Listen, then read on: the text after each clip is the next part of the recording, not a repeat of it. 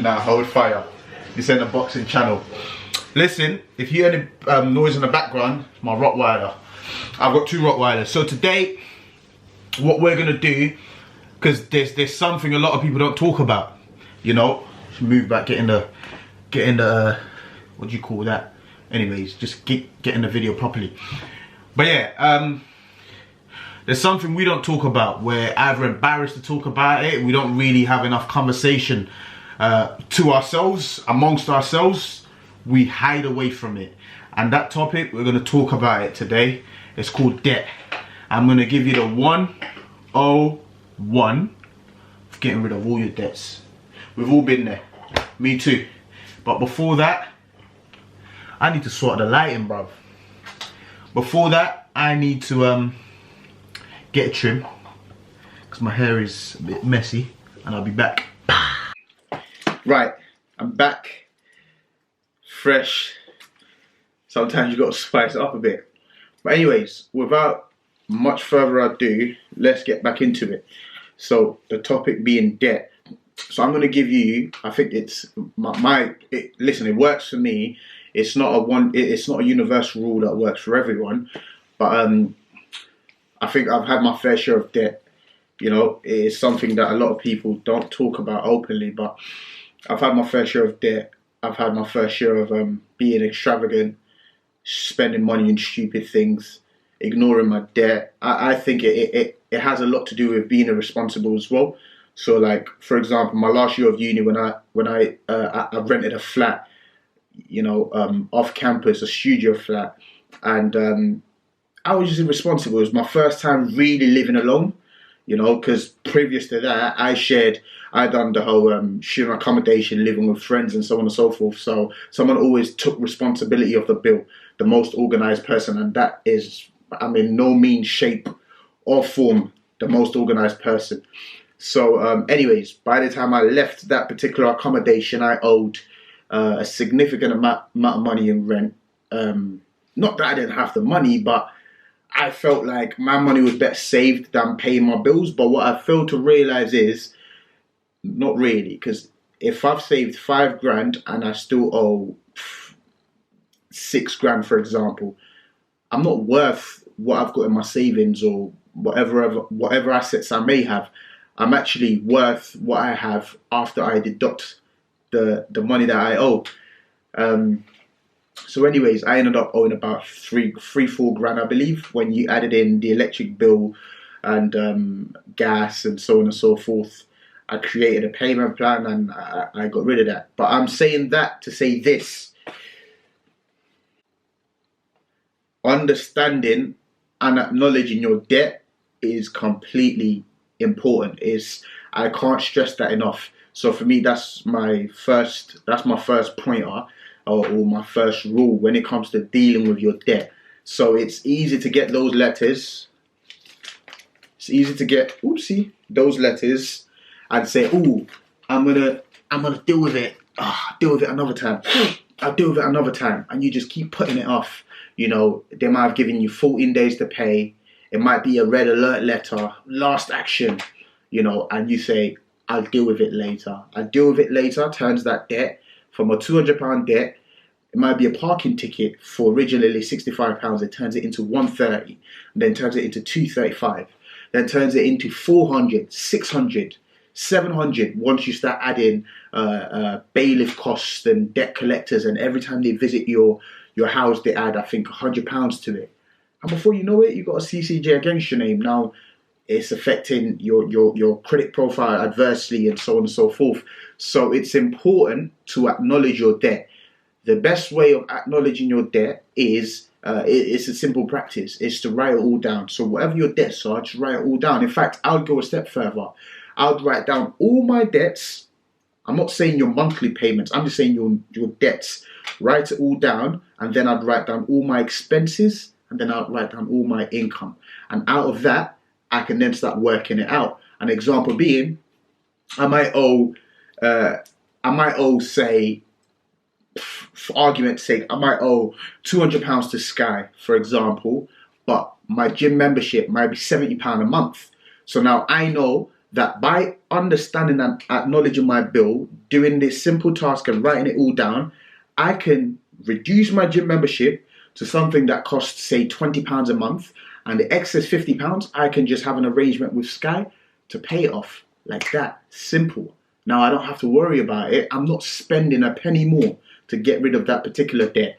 I'm spending the money that I would have spent anyways, but I'm putting my money to use in the right way. So it's important acknowledging and understanding your debt.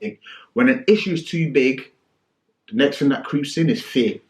You don't deal with it, you don't sort it out, you ignore it, you know, and debts can destroy you. It's embarrassing, but it's one of those things. I'm not debt free at the moment, by no means. I have good debts, and I have a few bad debts. Obviously, just still dealing with it and stuff. You know, sometimes it's just you just have to have a plan in place. Right. If you're still here with me, thank you. I'm gonna go on to the second point. But before I go on to the second point, listen, man. Thank you guys very much. It's my first video on YouTube. This channel is going to be educational. It's going to be entertaining. It's going to be informative, and all the positive connotation attached to it. That's exactly what it's going to be.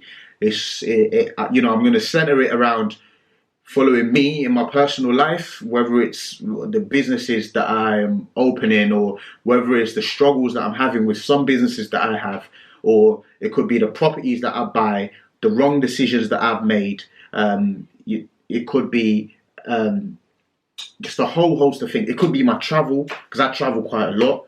Well, I try to. It could be, you know, updating you guys on my travel, enlightening you guys on new opportunities. There are a few things that I'm working on at the moment, and once I sort of get the hang of it, I'll probably be sharing it here on my YouTube channel as well. So do stay tuned in, do subscribe. Is the battery low? My battery is low. But listen, let's keep going until it turns us off. Right. The next one being adequate financial planning. Right? So once you acknowledge and you understand your debt, the next thing you have to do is adequate financial planning. It's kind of linked back to what I ended the first point with. I plan my personal finances almost like a year in advance. You know, I know exactly what I'm going to be doing next year, September.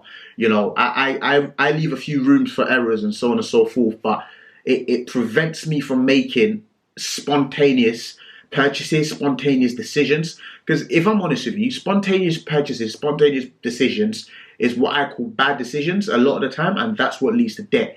So if you can organize your finances and run yourself like a business, you would remove a lot of your debts 100%. So it's adequate financial plan. That's what it all comes down to. Having debt is simple. What is debt?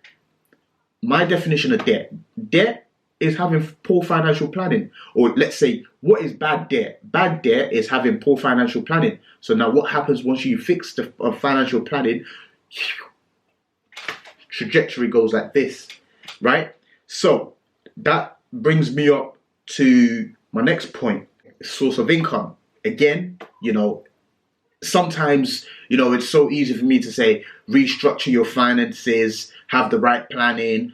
But what happens when you earn £1,200 a month from a retail job, and you know your living expense is £1,300 a month, for example? You know, because maybe your partner don't work, and now you have to cater for both people, and then you have an outstanding debt of £3,000. You're already in the red. You can't even cover your monthly expense. You're already in the red, and you still have an enormous amount of debt waiting for you on the side. What do you do? What you need to do, my friend, is increase your source of income. You know, there's no two ways about it. If you're struggling to make ends meet and you're not earning enough from your day job, take a night shift. You know, if it's not so convenient for you, put yourself into a creative space. What can I start? What business can I start? So if you want to keep leveling up and get into the next level in your life, the honest truth is you have to devise a new source of income. You know, I've got a few things. I'm going to talk you guys through a few things in my future videos. I'm going to take you behind the scenes to a few things that I do, you know, things that, you know, it's a low startup cost and you can make a good amount of money from it. I'll be sharing that more in future videos. Just to recap, we've talked about acknowledging and understanding your debt. We've talked about adequate financial planning. We've talked about increasing your source of income. My fourth option when it comes to dealing with your debt is something that I would also go into more detail in my next vlog. Probably the next vlog after this, or the one after this, if that makes any sense. But it's investing and not saving. What should you do when you're in debt? If you get a paycheck for $3,000, if you get a paycheck for 1,500, if you've got savings for $5,000, should you save it and just have it gradually going away on all your debts, or should you invest it and potentially have the return of that investment paying off your debt? So, you know, again, I'm going to go into more details on my next vlog in terms of investment options. If you're looking for, you know, if you're looking for an increment of your salary, of your capital, or if you're looking for, you know, creating favorable monthly returns, for example, I'll go into that in a bit more details. But my advice would be, when you're in debt, invest rather than save, because if you invest and you invest right, you potentially can multiply your income, and you know, the profits from those investments can end up paying for your debt simply.